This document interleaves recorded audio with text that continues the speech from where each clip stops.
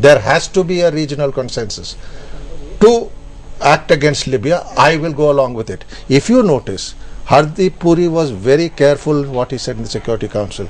He said, we've consulted our Arab friends. There is a consent, there is a regional consensus. The neighbors agree, the world agrees, we go along with that consensus. India and China were the only two countries in the Security Council who pushed that line, because that is international law. Otherwise, you have international anarchy. Most important, if you are acting against Burma, first get the ASEAN and all its neighbors to agree. You will not find one country in Asia ready to go along with you.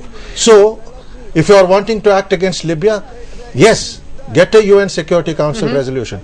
When the UN Security Council resolution was moved against Burma, China and Russia vetoed it. So here against Gaddafi, who is bombing his own citizens, yes, you get an international consensus, you get a Security Council resolution, yes. But as I said, only fools rush in where angels fear to tread. Our interest is in pragmatic self-interest. In terms of Burma, for example, let me just get a response in from you and then I'll come to you. In the interest of Burma, do you think there, do you agree with what Ambassador Parthasarathi is saying, that there the realist motives should be uppermost and not necessarily what the imperatives of the democratic movement are? And I don't think Burma gave us such great support that tilted the balance in India's favor when the balance was going otherwise.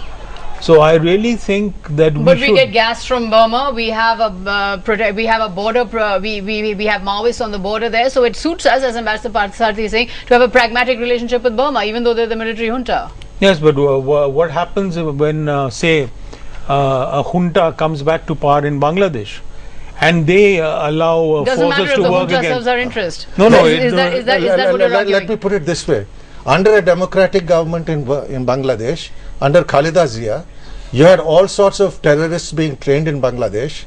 There was a military takeover. The military ruler was welcomed here. He stabilized the situation. They're back to democracy. We are supporting the democracy.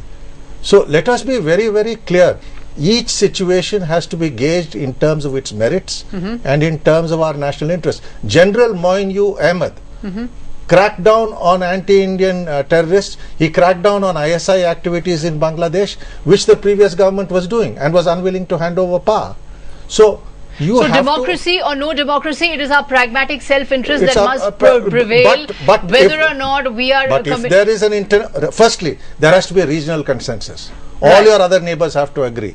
Then there has to be an international consensus with which you go along. I think I will echo what Ambassador is saying, because we have an emergency Arab meeting right now, ministerial meeting, calling for non-interference in the Libyan affairs, or using a force of military forces in the Libyan affairs.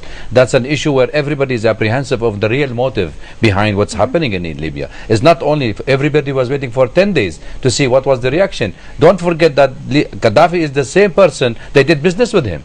So the same person who was giving concessions, sanctions to give the oil to the big giant company, and all of a sudden 10 days waiting to see the revolution erupting and taking its own roots within the society.